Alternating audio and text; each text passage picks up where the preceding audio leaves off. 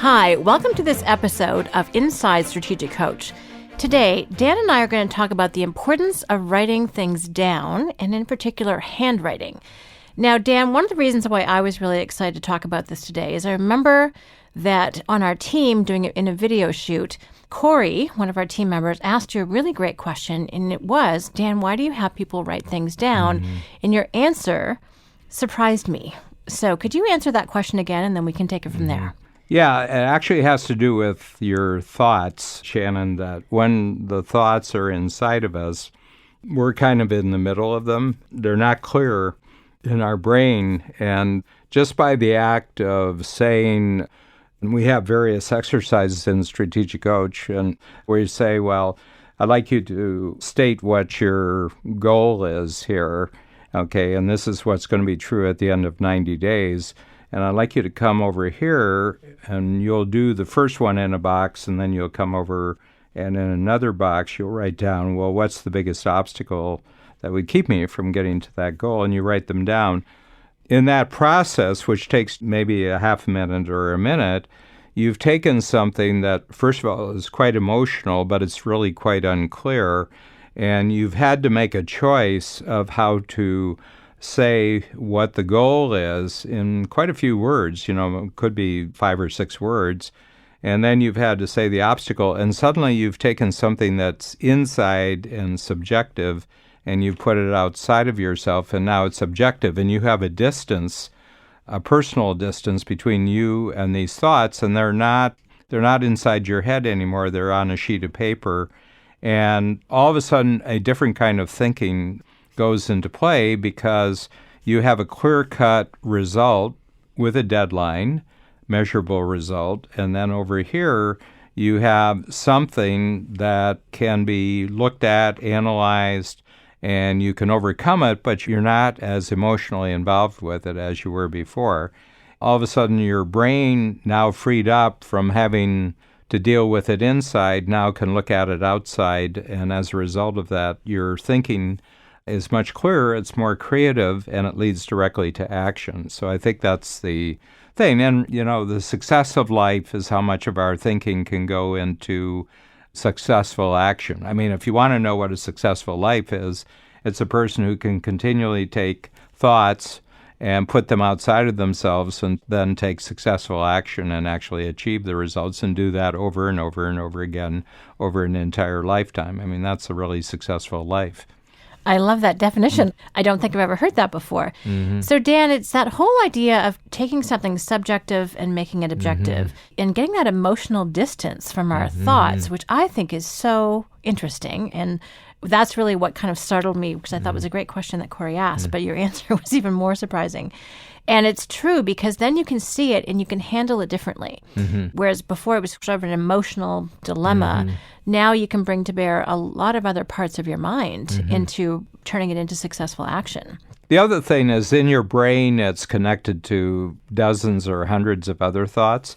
But on paper, especially, and I have a real preference for boxes, if you put a box around it, you're cutting it off from all other associations, and you're just able to look at the actual goal and the actual obstacle.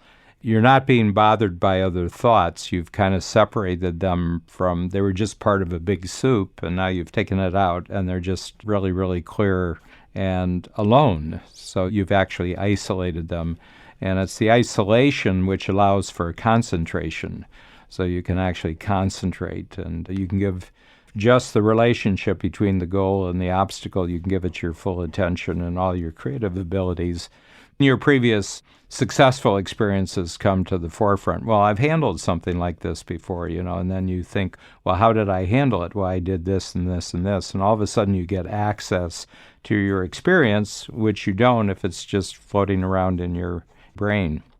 I'm glad you said the term access to your experience because that's really what we have people write down at Coach is it's different ways of people accessing and gleaning new value from their past experience, their future goals, and then we turn that into conversation and then action.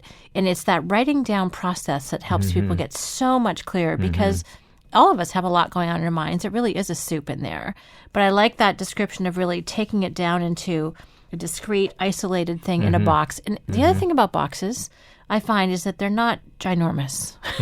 There's only a few words you have to write down. It's not intimidating. It's not scary. And it's your own thoughts anyway. So that process is a very creative one. I would say the other aspect about that is that the physical writing with your hand, whichever hand is your writing hand, has a totally different impact on your thinking than if you're typing. I spent the first probably 50 years of my life writing everything, so I've got a really well-developed brain as a result of it. And I'm a good typist. I'm a trained typist, so I'm a touch typist, and I can type really easily. But there's some things, I have to tell you, Shannon, when I can't crack them, I'll just get a sheet of paper out and I'll break the thoughts down as a series of boxes or circles, and I'll connect them, and then I'll write other thoughts. So mind mapping, that Gary Klaben, who's one of our coaches, is a great teacher of mind mapping, but it's that separation. To get perspective, you need separation from what it is that you're looking at. And you could go away from it and you could come back and you haven't forgotten the thought because it's written down.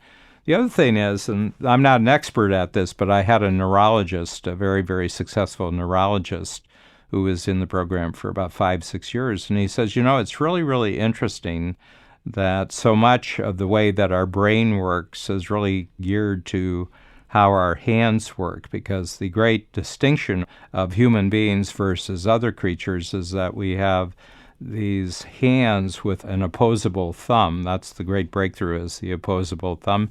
So we can hold things between our thumb and a finger, and we can do very, very fine work. And he said that this has had a major, major impact and continues to have major impact on the development of our brains, that what we can get our hands on, like we have phrases in the English language like, I can't really solve this till I get my hands on it, and this is a hands-on solution. So we use this thing, hands, and there's, I think, a direct connection that's developed over millennia and millennia of the fact is that we're better thinkers when we can use our hands. And what the neurologist told me, he says there's an unusually large amount of your brain. He was giving me a percentage, and it was in the area of about 30% or more of your brain that is actually directly connected to your dominant hand. So if you're right-handed or left-handed. And he says that so much of what you're able to do is sort of the teamwork between the brain and your head. And he says actually a brain in your hand. And he says so for the longest time people thought our brains were just in our head. But he says now we're beginning to understand that it's throughout the nervous system and our organs, and we actually have memories. I know Ken Arlen, who's a long-time great strategic coach client, who is a musician, a very good musician, and he has one of the most successful business of a musical company in Chicago. And he said that he could take his saxophone, that's his main instrument, and he said that if I didn't have to sleep, he says, I think I could probably play for 24 or 25 hours of everything that I've learned in my lifetime, song after song. I wouldn't repeat a song. And he says, it's all in my hands. He said, I wouldn't have to look at music or anything. He said, I don't have to be thinking about it, but the music memory is actually in my hands. There are some phone numbers I can only dial by using my hands. I don't actually remember the number, but my hands do. So I think all of us have that experience. There's another connection that I've heard about, and Hamish, our cartoonist, is the one who found this, that your hand is connected to the Broca part of your brain, which is where language resides. And so when we're writing things down, where we really are clarifying our thinking, and by using those words, we're strengthening our thinking. I always think sometimes we have these random thoughts and they're not fully formed. When you actually write them down, they have to get distinct and made into words and defined, as opposed to something that's just general. One other aspect in the Strategic Coach workshop, we always recommend that people write in the forms that we provide.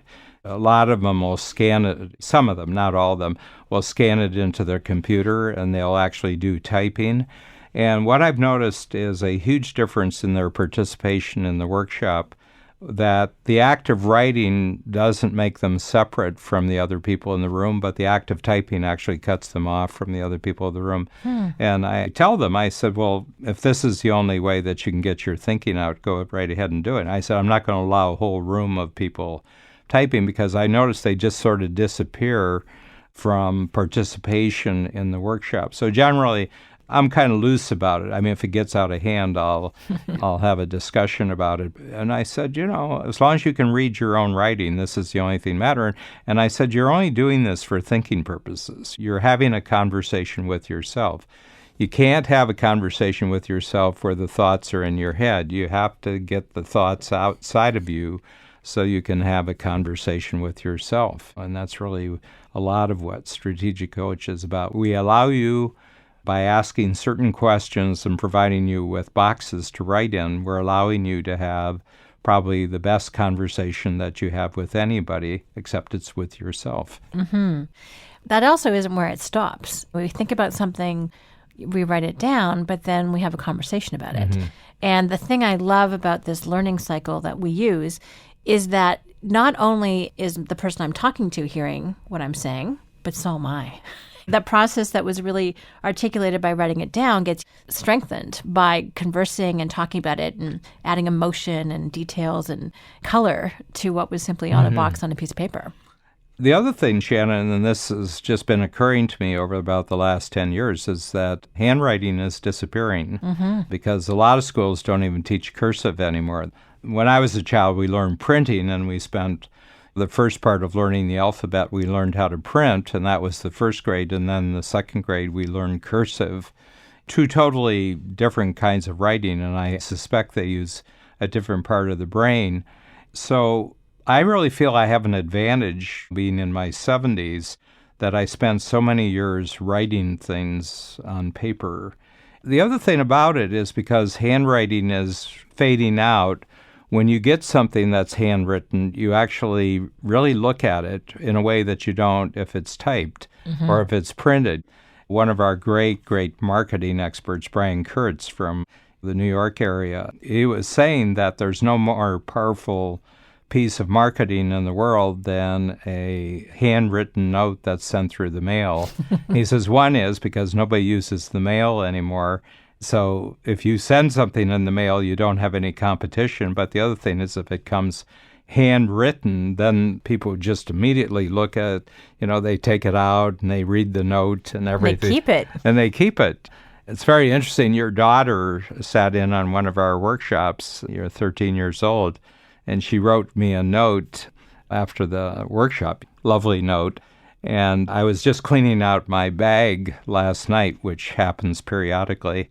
Her note was there, and I immediately took it out, and I read it again, and I put it in the envelope. I threw a lot of stuff away, but I put the note back in because it was a personal note, and it was a well-written note, and I really appreciate it. So time goes on, and methods of learning change, but there's a skill involved in writing things down, which when nobody's doing it, that skill will have been lost. It's like in the old days, they used to memorize things before printing.